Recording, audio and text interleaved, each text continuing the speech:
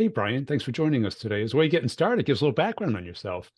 Yeah, I appreciate that. I would say I'm probably a bit unique. I'm a childhood leukemia survivor. I Wow. I survived leukemia from about 3 to 6 years old. So as far as where this conversation is going to be going, a lot of the foundational elements of myself, I would say, is probably derived through some of those experiences, predominantly around I believe I've been blessed with a second chance on life and just the ability to the realization to be able to help people and also putting in the absolute maximum amount of work ethic to try to maximize my capabilities as we've only got 24 hours in these days. So I'd say that's the first part of the background. I never thought that I would be in sales as a professional career.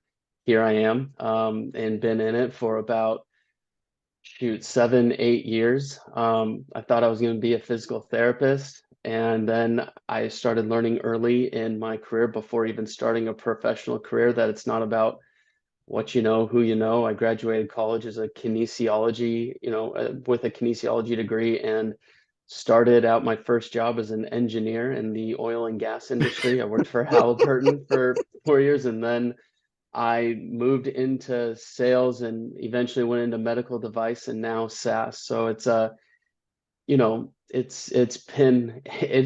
been not the career that I had like thought that everything was going to happen, but I wouldn't change anything. I wouldn't change anything that I've done so far. I've loved every minute of it. So the myth of the born salesperson doesn't really apply? No, I would say that it doesn't really apply, even though my dad is a dentist, and he said, I don't want you to be a dentist. You have too much personality. It's yeah, What was it like growing up with a dentist as a dad? I would say it was awesome. Really? Yeah. It was awesome. Well, it's more so about my dad than my dad as a dentist. I've taken a lot of things from him where he says that I am the smartest dumb guy in the room, and that the way that he has been able to excel, he runs a phenomenal practice here in the Pacific Northwest, and he's won awards for his practice, and he really instilled in me the power of positive self-talk as well as just perseverance, hard work, and dedication to whatever you put your mind to. So I'd say that it's all about the internal motivations that you then go apply into your craft. And it just so happened his craft was dentistry. And so help us understand why sales for you then, because it doesn't sound like the natural path. Yeah, I would say that I remember I was having lunch with one of my friends. He was my doubles partner back in the day. I'm not sure if I mentioned it previously. I also played Division I tennis in college, Oh, cool. and he was my doubles partner back in high school, and he was the best man at my wedding. Great, great guy, and he was in sales. And he sat down with me, and I'm not gonna lie, he sold me into wanting to try out sales and thinking that this could be a lucrative and fun career. And I would say that was the first opening where I was seeing, hey, that's somebody just like me, and they are 23 years old and they're having success in it right now. I think that's something that if he's having success, I can be successful at. And then there are some of the hidden benefits with sales. There are also some extreme challenges with sales, but your schedule can be a bit more flexible, but obviously the stresses and the challenges that we have to manage can be a bit more than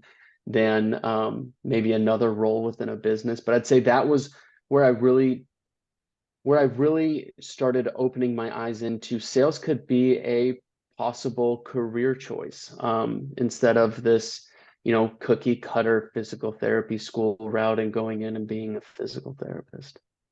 And what appealed to you about it? Because I can't imagine anything further from physical therapy than Well, sales. yeah, I would say again, it probably comes back to my dad. My dad always said that as he ran his dental practice, he said it was not about the business side of his office where how many new patients am I getting, what's my monthly production rates and things that maybe a consultant would come in Would and, tell and them, look at yeah. you about. Yeah, it was more so about how many smiles are leaving through my door on each day. He says that if I make somebody happy, they'll tell 10 people. If I make somebody angry, they'll tell everybody. And that really stuck with me in the effort of like helping people. And I believe that everybody is in sales, whether you are in sales or not. My dad is a dentist, is in sales. He just produces a different type of product or a different type of service. And at the end of the day, it's all about how we treat others, and do we have their best interests in mind. And where honestly it opened up my eyes is that, you know, I go back into the leukemia days. Um, I think that having a team working around you and that has your best interests involved, and they are walking you through a journey that is solving your challenges, is the definition of love. And when somebody had described sales in a way like that to me, that is the same kind of effect that you can bring while also, generating revenue for a business, which is very important.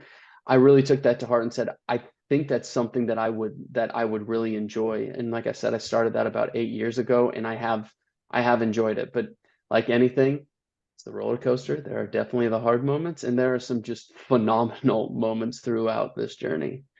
Well, your description there is my definition of trust, putting someone else's interest before your own Yes.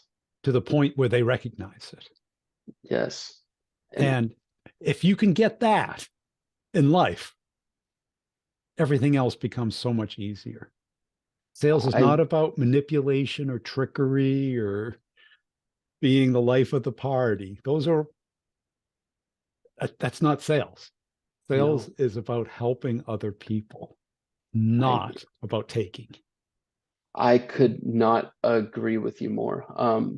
I it has been it sometimes can create it sometimes can create short-term heartache. What I describe as is a motto I live my life with is the short-term sacrifice for the long-term benefit. Um, I'll give an example. When I was training, played Division One tennis, I probably showed up my first day overweight. I signed my letter of intent and I sat back and I was saying, I got it. I'm a D1 athlete. I'm going to show up and I'm going to be able to just, use my natural gifts, and I'm going to be able to just go out and perform. And lo and behold, I showed up 2 months in advance and my coach said, "Hey, it looks like you're getting a little hefty." And I'd say that was like, I was living back then, taking short-term benefits for the long-term sacrifice, maybe eating more fast food, maybe not working out as much. And it felt good in that short-term moment. But in the long term, for what my vision was in my future, it was really, really, really, it didn't meet my, like, what I wanted in my life. And then I transitioned it where I did really hard things, but it aligned to my vision in the future. And what I find in business is that there are going to be times where, because you mentioned, trust is everything. Trust is the name of the game, and your reputation is the only thing that you can truly control within, our industries. And there are going to be times where I've been pressured to, get more and more sales, and I'm in front of somebody that may be in the market to buy our product, but I'm listening to them in the current pains and the challenges that they're looking to experience and what they need, and it may not be what we have to offer. And there's some people, like you said, could manipulate and just get them in the door and collect the revenue. And instead it's, hey, before you really go make a decision, and guide them where the best path may need to be. And I'd say that it's led to a short-term sacrifice where I may not have been able to collect revenue from that person. But I tell you, every time I see the people I've done that with, they'll introduce me to everybody. And which is more important? I 100% agree. Because people think, well, if I put someone else's interest before my own, what happens to mine? It increases. And I, it does. Because when you're talking to someone else, you can hear and sense who they care about. I couldn't agree with you more. I, it has been, my career has been following a path of, it's not what you know, it's who you know. Obviously, you need to know stuff, but the power of having a network of individuals that will speak highly about you when you are not in the room is a very powerful thing. And when you first got into sales, how did it feel? I mean, you have what I've sensed so far is the leukemia thing gave you a lot of gratitude. Yes. The D1 tennis gave you that competitiveness, that drive. You don't get there if you're not competitive and driven. It doesn't Yes. happen by accident.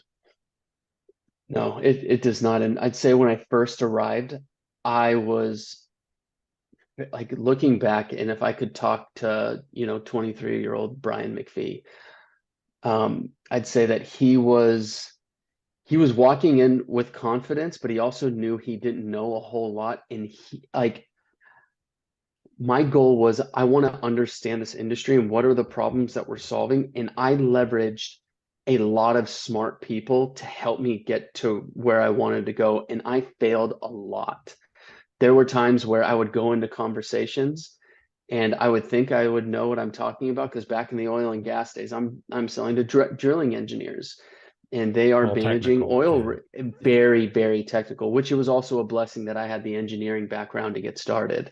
But um, I'd say I'd probably leveraged a bit too much on relationship, a bit too much on price, and thinking that tit for tat would be something that happens in a realistic in the real world. Like, oh well, if I give a 20% discount to this guy, he's really gonna like me and he's gonna send me more business. In the end of the day, that's just not the way the world works. The world doesn't work on price; it works on value. And I would say that it took me probably a few years to really understand that and stop coming to our managers and saying, well, I think we need a cheaper price. Because now, as somebody would come to me, there's so much more to unpack. It just means you haven't justified your value. Um, and I would say where I started to have that forward momentum was when I started to understand a sales process and why a sales process is important and why it is actually in the best interest of our prospective clients. And when you say the word process, because a lot of people use different words, structure, system, Mhm. habits. First, why did you move to one? And what happened when you did? I moved to one because my life in sales was very unpredictable. And I would say that I wasn't getting a whole lot of consistency. What I mean by consistency is there was a lot of friction in the communications that I was having, where people would end up ghosting me, where I couldn't get a hold of them anymore, or maybe we get to the end where I think that they are going to sign, but at the end of the day, I never asked, when are you planning to implement this? And communicate internal. I think we're going to bring it in this quarter, but realistically, it's not going to come for another 2 quarters. So why am I having all these in-depth discussions up front? So I'd say predictability, the ability to prioritize, and the ability to set expectations internally. That's Right. really why I brought in a process.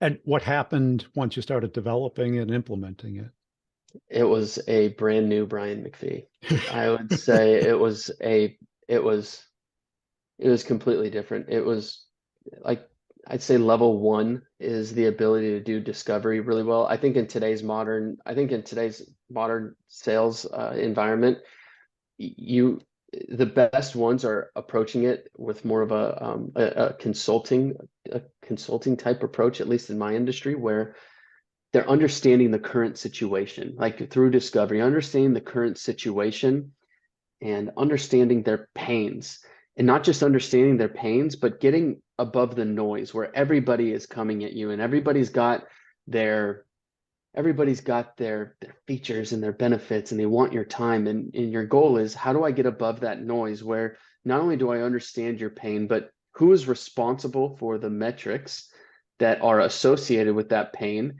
Can I quantify that pain and then implicate that pain as far as what happens if you don't make a decision? Like, who's the one that is going to be left with that pain? Because we all have a professional career, and I hope that we all want upward trajectory in our careers. And the best way the best way to get that upward trajectory is to solve problems and have a positive business result. So how can I understand the desired business results that my prospective clients want to achieve? What would that impact be to them? And then if we were to be able to solve this problem together, when are they looking to implement a solution? And then obviously from there, the obvious thing of like at the end, if we understand that these are what you're trying to accomplish, this is when you want to accomplish it. Now we're going to have to go through, the cycle of getting an agreement signed, like understanding who signs the agreement. Like the person that signs it isn't necessarily the same person that's going to implement the solution. So understanding what does the trail look like from start to finish, because then when you start doing it like that, and I say this with my prospective clients, is that I feel like I'm an extension to your business now. I Good. feel like I Yeah. am, I feel like I understand it. I've met enough people, and I feel like I'm a part of this where I feel like I'm going to be able to help you. And what was it like going from kind of the gas and oil business to dental offices? Yeah, I would say it was a, it was a And lot why? different. First, let's start Cul with the why. Culture difference was a complete 180. I was in West Texas. I was in West Texas in the Permian Basin, and it's a bit of a culture shock when you walk into a business meeting. And, I come from Seattle, Washington, where things are a little bit different. Like, you know, tobacco's prevalent and just, some of those, some of those, what I would call more informal activities going on. And then, it's a very good old boy, environment, which I thought was great. I met some of the nicest people go in the oil and gas business, but it was a rental market. So if you think kind of like a rental car, so that was one of my things. I sold drill bits that was used to drill into the ground, and you would rent the drill bits. And then if they were destroyed, like if they were used under different conditions and maybe the rock underground destroyed the drill bit, then going in and having those discussions where, hey, I know you agreed to pay this flat rate amount, but you destroyed it. I need 6 times the cost for that, for that product, in a very competitive environment, being able to do that. And I'd say the benefit there was at a young age, it forced me to have really difficult discussions with people that were much smarter than me in trying to find, like, being thrown into the fire to objection handle. Yeah. And there were sometimes I couldn't handle the objections and it was really embarrassing, but I got that experience and I got to feel what it felt like to go in there and just Well, live the moment. that's nothing compared to going into a dental office and dealing with the office manager, right? It's different. I'd say that I felt more comfortable going in there because I grew up my whole life in a You were dental around that. practice. Yeah, so I knew, the role of the office manager. I knew the role of the hygienist, the dental assistants, the dentist, and then in this new corporate world of dentistry, understanding the roles of, leadership teams from a headquarter environment. Um, so, the only time where it was like the same core values exist within the medical side of the businesses of people have challenges. It's just there's a service going into a patient's mouth instead of into a giant hole a mile under the ground. Yeah. Um, and but I'd say that probably still some of the most nerve-wracking things have been inside of a dental practice, inside of a mouth while you're sitting chairside and having to guide a doctor on, maybe removing some sort of device out of a patient's mouth, and you've got your iPad out and you're walking them through the clinical steps on how to remove it. And you're like, I really hope this tutorial guide is right. But it always ended up being perfect. And what's the hardest part of your job?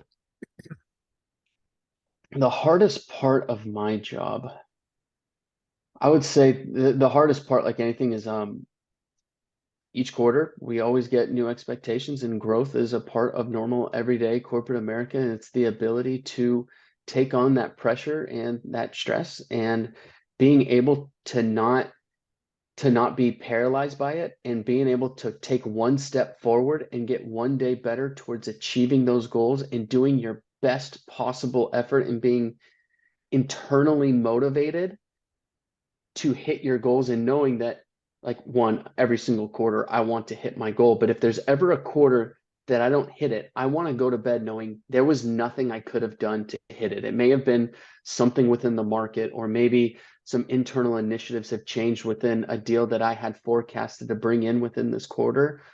So I'd say that that's probably the biggest challenge is holding true to that internal motivation and not giving into some of the external stressors. Because I believe that I expect more from myself than what any business expects from myself.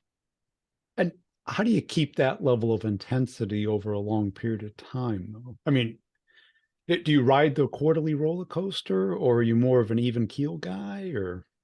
I'd say on the external, I'm more of an even keel guy. I operate on the optimistic side. I think attitude and leadership qualities are something very important within a sales organization, because I think that it will show. I'm out there in the streets getting punched in the chest on a regular basis, and I can come back internally and be strong and show that we've got strong-willed individuals internally. I'd say that I don't the way that I don't ride the roller coaster internally, there are times I definitely do. I mean, I'm human, and there are Right. times where it's Yeah, really difficult, and that's natural. I'm yeah, like I have to. But I'd say on the external side, it's probably a lot of my development within tennis where you have to be mental. I've been trained to be mentally strong my entire life and not show your emotions on your exterior, especially no negative emotions, which I hope that's mentally healthy. It's worked out for me, but just to not show pain to your opponents, and to there are challenging things, but at the end of the day, I'll never forget, I had a coach and he said, there's no, why would you get angry? The past is the past, meaning the previous point is the previous point. You may have lost that. The only thing you can do is move forward and take on that next point and think that it's brand new. There's nothing you want to carry from the past and bring it into the future that is negative. And he used to say, I used to go like this and I'd like flush my forehead. And he said, that's flushing the toilet. Flush the toilet of any of the crap and move forward with something, it sounds gross, but like something clean, and just treat it from a very neutral state. So I take it you're hyper focused. Very Yeah. Because what you was telling me is I was a pitcher in Little awesome. League. And back then, it was acceptable for the opponents to yell at you while you were winding up. So not only was you're in front of everybody, but now the opponents are calling you names. So you had to be focused. And I would zoom in on that catcher's mitt. And I go, that's where it's going. Yep. 100%. And I'm sure it's the same with you. When I played, it was the only thing I focused on, the only thing that was important was the ball. And I would in practice, I would put as much pressure on myself. I would always, whether I was just hitting in a warm up, I wanted to be like, this is a match. And if I was to miss a ball, I wanted it to feel like if I missed a ball in a match. And I'm sure it's probably a similar way with yourself being a pitcher in practice. I want to throw as many strikes as possible. I don't want I know I'm going to have to deal with external stimuli in the real event. I want to try to replicate any sort of pressure I can and experience it in a practice environment.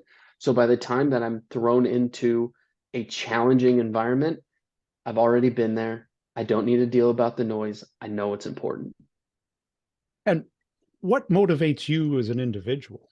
Is it the winning? Is it the success? Is it the beating the competition? I would say I would consider myself a very humble person, but I would say that um,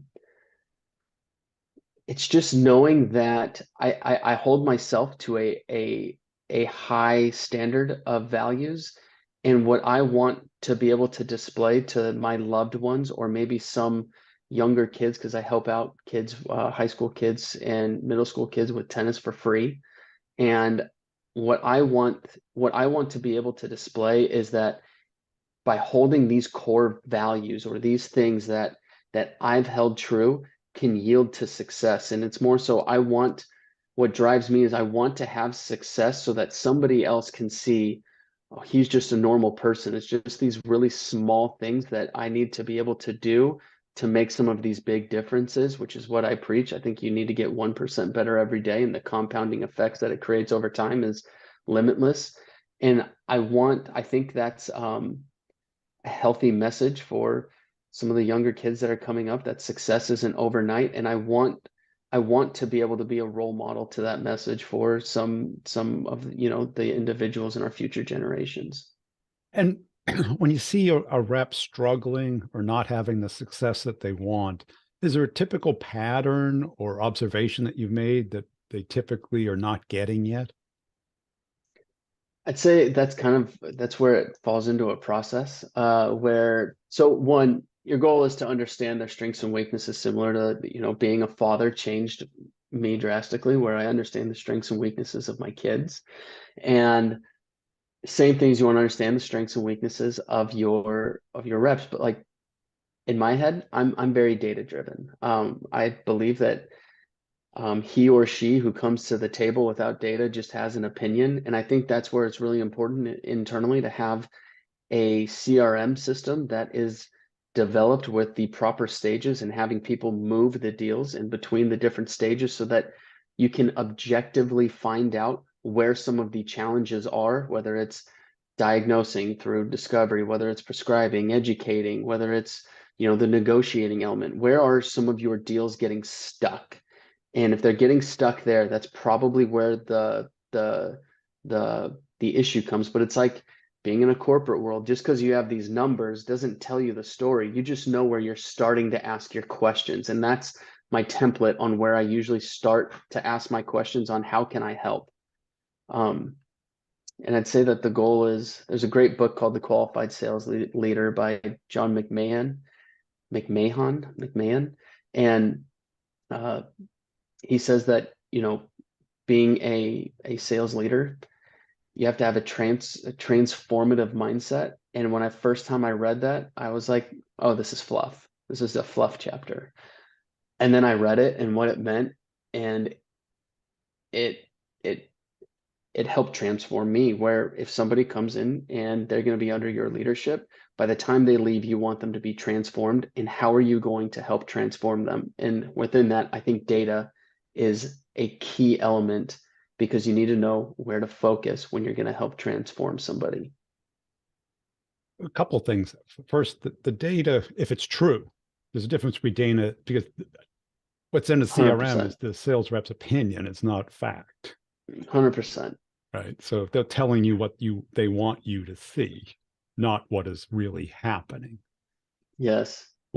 Which also happens when you talk to them. They don't tell you the truth. They're telling you the rationalizations of why they're still great despite the results. Yeah, and I've had that happen before as well. I would, Every day. yeah, People. but and again, it's asking a whole lot of questions, and I believe that the people that we want on our team, they want to win. And if they don't want to be in an environment where they feel like, oh, there's something wrong. I feel like people want to be able to succeed. So it's not just, at the end of the day, a problem is a problem, and you need to bring it up objectively. A problem is a problem. If we have a gap, that is a problem. And how are we going to address it? And asking questions on why does this problem exist? Because if we don't do anything at the end of this conversation, the problem still exists. And I guess that maybe I could have done a better job at the beginning explaining that portion, but like at the end of the That's day, good. that's my job, is to help them solve this problem. And usually, I know that CRM systems can be somewhat inaccurate, but if, if that's why we try to push on keeping it an accurate system, is because it helps empower people to help you, while also helps the individual salesperson. The reason the data is in there is because if you're having a challenge, I need something to be able to see to help you. And then if you're saying I'm great and I have a problem and I don't need to solve that problem, well, now we've got a whole other problem. Denial. Well, I mean, you see it a lot in tennis, right? Oh, the ball is warped. You ever heard the people blame the ball? 100%. But My if you man. come, it's all bit, yeah, but it comes down to rankings too. Yeah. Rankings are an objective figure, and nobody wants to fall lower on that ranking list. And once you can have the pain of the problem be greater than, or I guess the pain of not being where you want to be on the ranking set be greater than the problem of the tennis ball or the tension of your strings, now you're going to start having them focus in instead on like, how can I climb this ranking instead of what ball I'm using. So like Yeah. you, similar on how I want to bring out pains in my prospective clients, I want to bring out the pains within, the sales staff. And when you're interviewing reps, how can you tell the person's either an A player or a B player, regardless of the numbers? I'm talking about the Some individual. Somebody told me it's very simple, and I hate simple things, but like there's three core things that I've looked for that I received from a very successful individual that runs his own recruiting business. I've only met him once, and it was at a dinner in Atlanta. And I said, how I like asking like what was one of the catalysts to your success? And he said, it was when I learned what I was looking to hire. And him it was one, what are their attitude? Is their attitude positive? And if they're faced with adversity, have they kept a positive attitude? The second one was, have they won before? Do they have experience with winning? Do they understand what that feels like? And do they have that desire internally to win? The third one is, do they have any baggage? Is there anything that's going to create distractions within their business? And if so, if so, is it worked out? And he said, if you can find somebody that has a positive attitude, that is a winner, that isn't bringing baggage into the company, you've got yourself a good hire. Yeah. Has it ever? But I was going to say, but I'd say for the things that I look at after, like when I look at who's succeeding, that is in our sales team, I'd say attitude, perseverance, but one critical one is time kills all deals. We all know this. We have to be we have to be moving relatively quickly throughout the cycle. And I'd say that there's one key element is those who are uh, in the book they title it urgent curiosity. Those that want to understand the information from the prospective clients quickly, and they're not just going to go back to their offices and then try to call them back later. They are here, they are in the moment, they are listening, and they want to know what's going in your business. And they're not thinking about themselves, they just think about the person in front of them. And I find that the people that are able to do that as well, they just get such a wealth of knowledge to be able to expedite the path to be an extension of our prospective clients as businesses, that I've seen that yield some great outcomes as well. Well, hey, this has been a great conversation, Brian. Where can people go to connect and follow you? I'd say LinkedIn would probably be the best place to connect and follow me. My name is Brian McPhee. It's pretty easy to find, and I really appreciate the opportunity for you to have me. If anybody has any questions as well, my email is brianwmcphee@gmail.com. And it's an honor to be here today, Brian, and just thank you so much for your time.